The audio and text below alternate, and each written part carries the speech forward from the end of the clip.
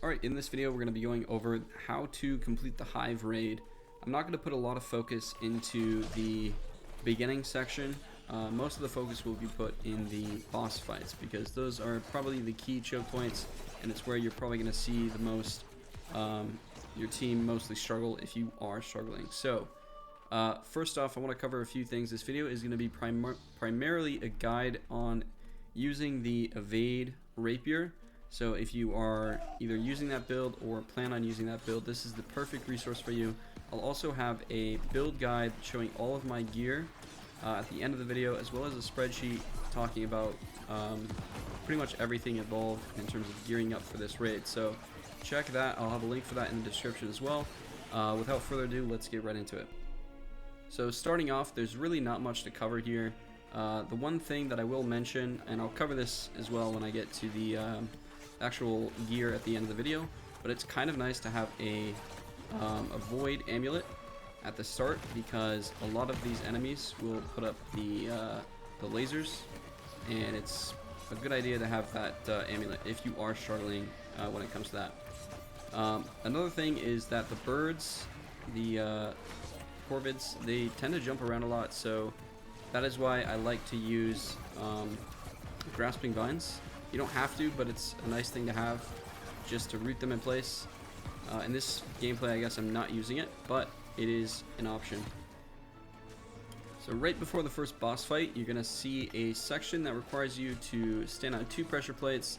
Just make sure you, as a group, are doing that and then shooting those orbs that you'll see spinning towards the main gate. Not too complicated, and you'll figure this out pretty quickly. Now we can start to get into the actual boss fights here, so we'll start with that. Alright, so for the first boss, it's very critical that you have a strike protection amulet. This will allow you to survive longer whenever those pillars shoot up from the ground. This is a core mechanic, and if you've ran this boss before, you'll understand how this works, but for those who haven't, you'll see sort of like the ground start to rumble, and when you see that, you want to stand on top of that and the pillar will shoot up, and that will give you a height advantage, which will increase the amount of stamina damage you do to the boss, as well as increasing the raw amount of damage you do to the boss. So 2 things that are very important there: make sure you have a strike protection amulet, and make sure that you get on those pillars whenever they explode.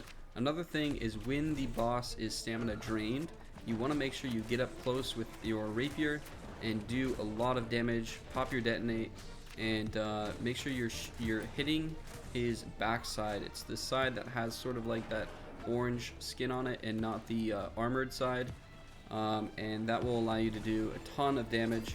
So yeah, that's a pretty important concept there as well, just to burn the damage. Another key mechanic here is the crystals. You'll see eventually he'll start to shoot out crystals from his back.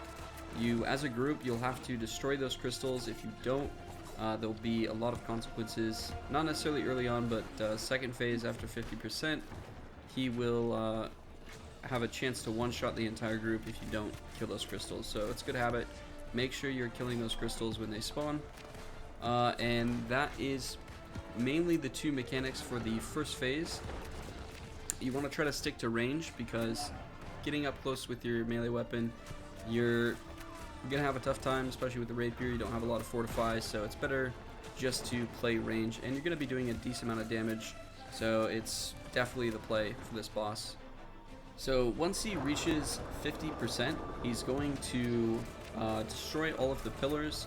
They'll turn white. You want to make sure you jump off of those pillars, and then he'll spawn crystals. You want to make sure you're trying to deal with those crystals early on, but don't get too focused, because he will now jump 4 times, and you want to make sure that when he jumps, you're dodging right as he lands, because otherwise you will get hit with a ton of damage. It is possible to riposte that as well, so if you are in a tough spot where you have no stamina, you can riposte it or evade it, of course, but just make sure you're getting out of the way when he does that. And then you're basically just going to repeat the same process. Get on the pillar, use your bow, attack, do a lot of damage, and then when he's stamina broken, make sure you get in there and do as much damage as possible to his backside, because that's where a lot of your damage is going to come from. If you guys as a group play it correctly, you can get a ton of damage off just from that stamina break phase. But yeah, that's pretty much the entire 2 phases. It's just going to be a lot of rinse and repeat. And this isn't too hard of a fight, so you shouldn't struggle too much on it. If you're new, you might have to learn the mechanics, of course, but that's generally the entire fight. Make sure you're dealing with those crystals, and yeah, that's pretty much the fight there. So once you beat the first boss, you're just going to be going through the dungeon as usual, killing the enemies that you see. You'll have to kill a couple of elite enemies. You technically don't have to kill everything. There's some mobs that you can skip, but again, it's not a huge deal. You can just kill whatever you see if you want to. And once you reach the maze section, this is going to be a point where I'll explain a little bit here. So ideally, you want to stick kind of as a group and go through this maze. You're going to have to clear 3 separate locations. Each have 2 spiders. You can go slow as a group, or you can split up depending on how you as a group want to play it.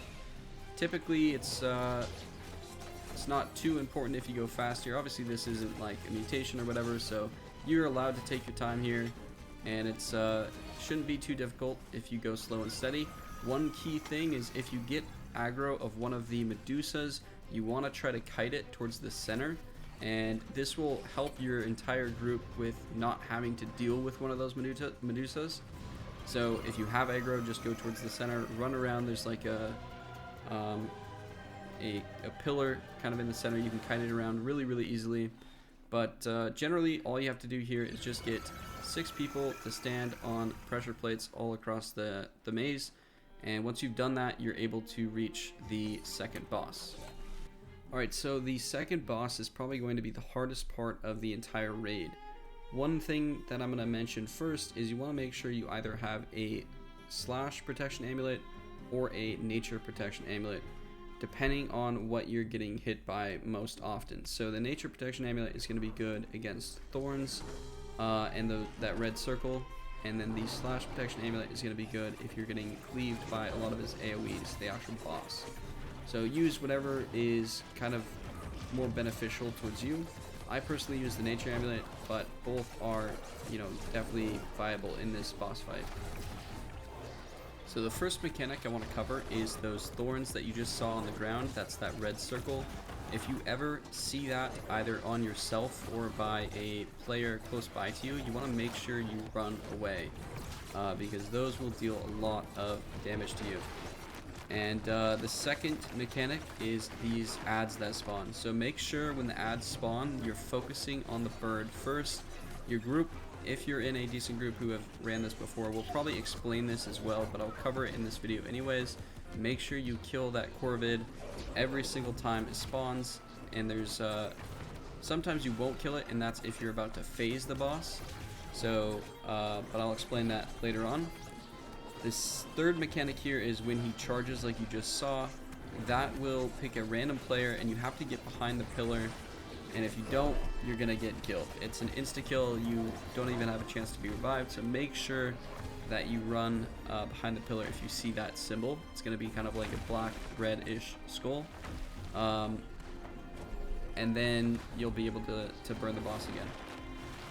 So other than that, the first phase here, you're just gonna be probably doing one adds phase and then burning the boss if you have a good DPS group.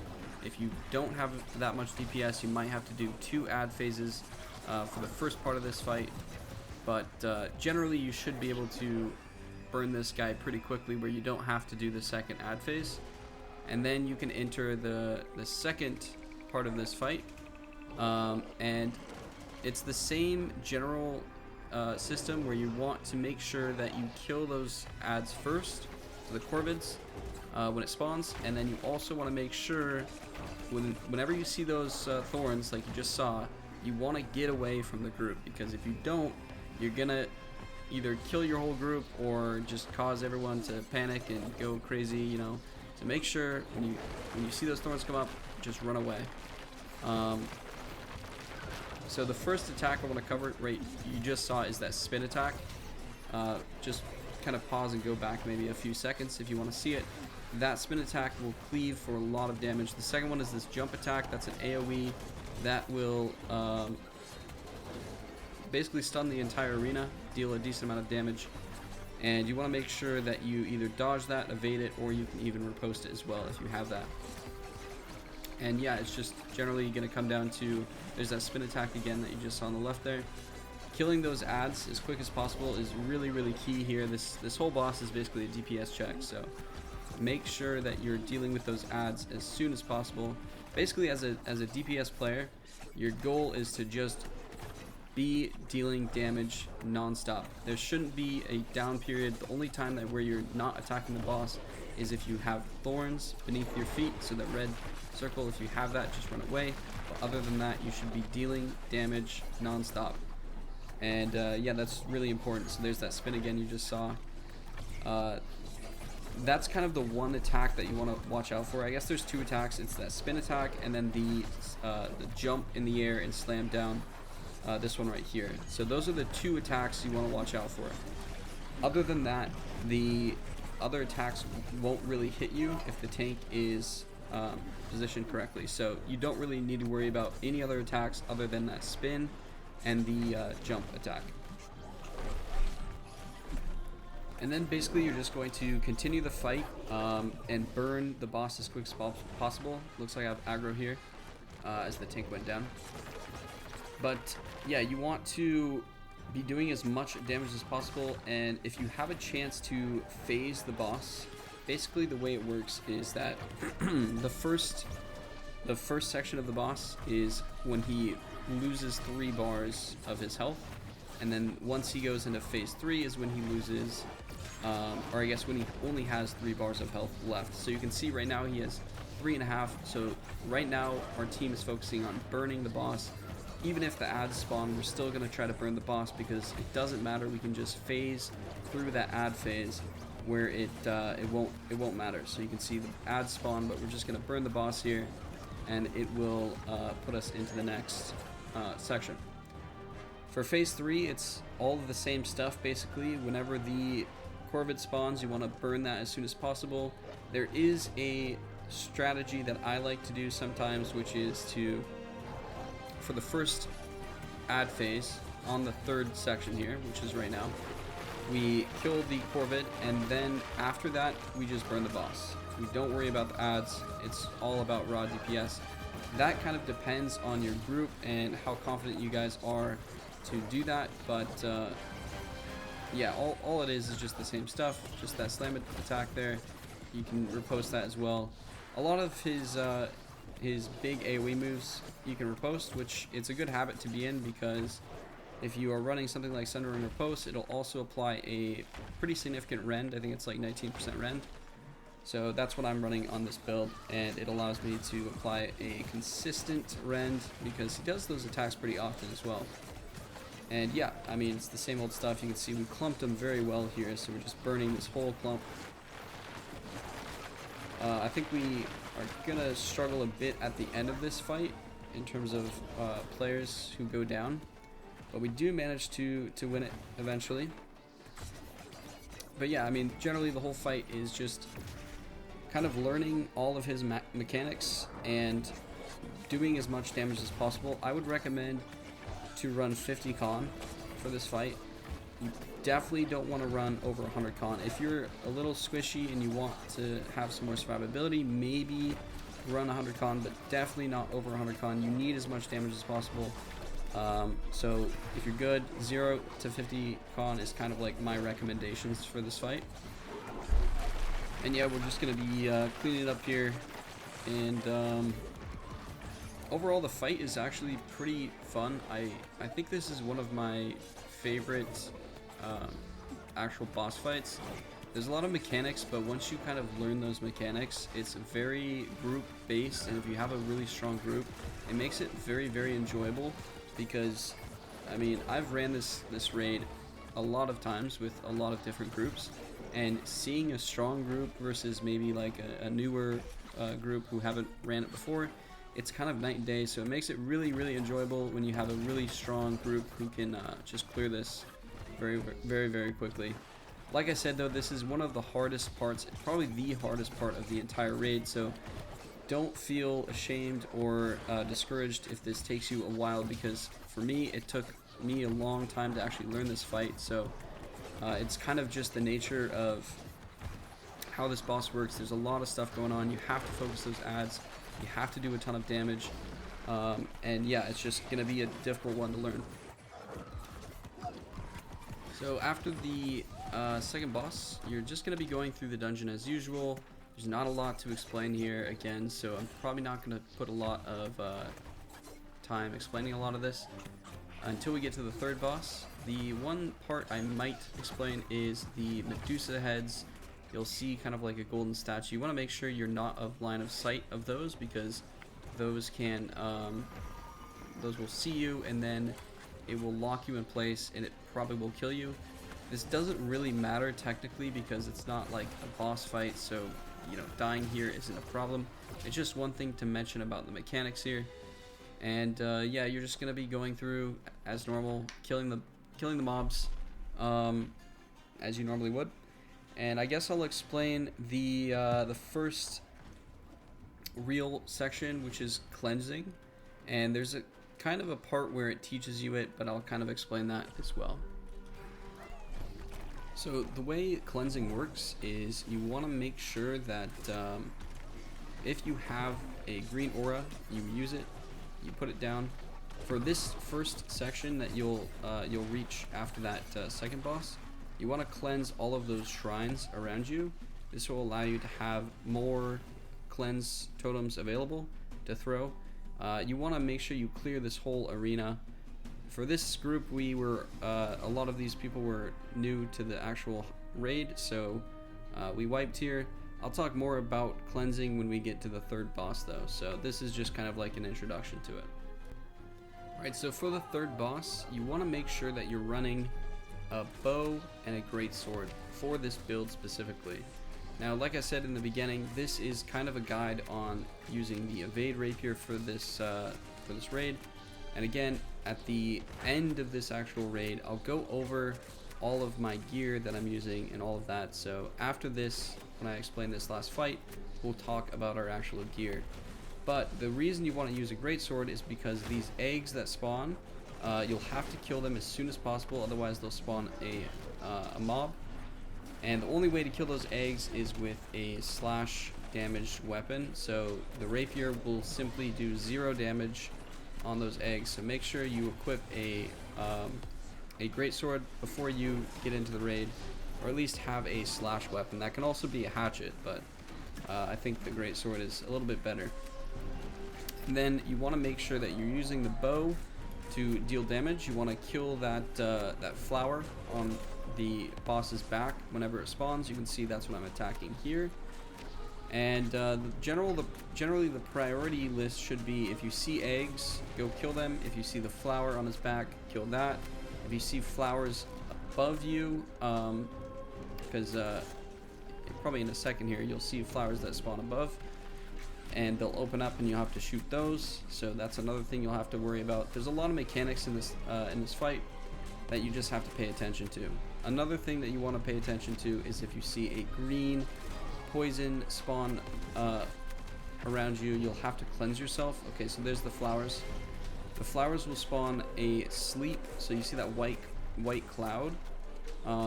That, if you are standing inside of that for a while, you'll get slept and you won't be able to move or interact or do anything until someone cleanses you. So it's pretty important to kill those flowers kind of as soon as they spawn, and also stay away from that white cloud as well. And yeah, it's just generally going to be coming down to making sure that the arena is as clean as possible, you know, focusing your DPS on the boss only when the arena is clean. And if you see any mobs or eggs or flowers that should be shot, then that should be your main focus initially. I would say this fight is probably easier than the second boss, so as a group, your group probably shouldn't struggle too much on this fight. It's just going to come down to learning these mechanics, because this is a very mechanic heavy fight. So just understand, you know, what you should be cleansing and all that stuff. You probably saw earlier I cleansed a yellow volcano, that thing that just shot out stuff just now, and I just threw a cleanse on someone who has slept, and that will unsleep them. So kind of like understand what needs to be done in the fight. Also, this is definitely a point to mention. It's good to be in a Discord group, and that's how I knew that that person was slept, is because someone said that. Right now you can see I have that green poison on myself, so I'm going to cleanse, and that will remove that poison. If you don't do that ASAP, you will probably die because that poison just eats you alive. So make sure if you do get that poison on you, you immediately go to cleanse yourself, or you ask someone to cleanse you. And yeah, you can see the eggs just spawn, so we're gonna go kill those eggs again. And all it is just a rinse and repeat of these mechanics. One thing that I haven't mentioned yet is her charge attack, which she has done before, but it's triggered if someone throws a cleanse on her. She will charge the group. She will also randomly charge, I think, at like 40 or 50%. So there's the charge right there. She just charged over there. She will do a ton of damage with that charge, so make sure you're out of the way when she does that. And like I said, it's just going to be a repetition of those same core mechanics: eggs, flowers, and cleansing.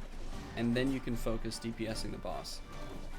Really, realistically, this entire fight is all about just making sure that there's the least amount of chaos going on, because if it gets too chaotic, then the whole group kind of starts collapsing, and you want to make sure if there is any mobs around, you want to kill those mobs. If there's any flowers, you want to kill those flowers. Eggs, kill the eggs. So it's generally just going to come down to that, and then start DPSing the boss. It's not a hard fight, like I said, it's just mechanic heavy. So I think that generally covers the entire fight, and yeah, I'll get into the actual gear now. Alright, so we're going to be taking a look at the gear that I'm running for the raid, and I'm going to be splitting this into two main sections here. So we have the 725 gear score BIS S tier section. This is going to be like the best of the best, maximum damage possible with the evade rapier, and this is basically this section. And then if you don't have 725 gear score, look at this section. I'm not going to be going over the 700 gear score section, and I'll leave a link to this spreadsheet in the description if you want to check it out, and I recommend you do. But we're just going to briefly be going over kind of like the big things here. And the first thing is that we're going to be running the Hoplite Rapier for some extra damage, and that's just best of its class. You know, if you're running a Evade Rapier, we're going to put in Omni Evade as its final perk there. We're also going to be running Rune Glass for extra fire damage, so we're going to be running Augmented Ignited. This will convert 50% of the damage to fire, as well as applying a burn stack every time we attack an enemy. And for our armor, we're also going to be applying some more fire damage, because we're going to be running Ignited Physical Ward, so we'll have extra 2% fire damage and 2% physical protection. If we're running this 4 times here, we're going to get an extra 8% on both of those. You could theoretically put this on your boots as well, but you don't need to. The reason I'm not is because we're running an artifact here, and I like to use these boots for other builds, so I don't want to commit myself to having a Rune Glass in here when I'll probably end up changing the gem anyways. So it just helps to save on gold in that case. But it's still going to be 8%, so it's not a huge deal. I guess in terms of the artifacts we're running, we're going to be using Venom, Endless Thirst, and Winged Leather Shoes, and that will be our setup there. I won't go too much into depth on all of this stuff, so feel free to read through it. I'm going to briefly cover some of the key points that I think should be mentioned here, and the rest of it I'll leave up to you if you want to go through this. The first main point is that on the first boss, we're going to be using a bow, and that's because, you know, if you've ever done that boss before, it's going to allow you to stay far from the boss, not have to deal with the mechanics, and also you'll do more damage while on the pillars, so it's kind of just the best of both worlds there. And then we're also going to make sure that we have Strike Protection Amulet. This is a very important thing, and as well having a Cut Pristine Jasper in that amulet.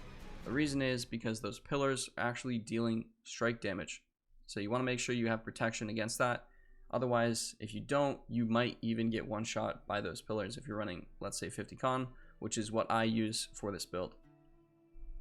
Another thing to mention is that a good heart rune is to use Grasping Vines, especially during the second boss, because it can root the birds whenever the ad phase starts for the second boss. If you've ever run it, you'll know that the Corvid spawns, and you want to make sure you burn that as fast as possible. And having Grasping Vines to root it in place is actually very, very strong. Another option you could do is detonate if, let's say, a lot of your other DPS are already running vines. And then finally, one other thing to mention would be for the final boss, the third boss, we're not actually going to be using the Rapier. We're going to be using instead the Greatsword and the Bow. For the Greatsword, Serenity is the best in its class, so if you have it, then use it. If you don't, just use any other Greatsword. It doesn't matter too much. The reason we're going to use a Greatsword though is because the eggs have inherent protection against thrust damage, and they are weak against slash damage. And you'll notice this for sure if you ever try to use the Rapier on the third boss against those eggs. You're just not going to be doing any damage. So make sure that you bring in a Greatsword for that last boss. It's pretty important to deal with those eggs. And that about covers it for the main ideas here. Again, feel free to look through this spreadsheet. I'll leave a link to it in the description below.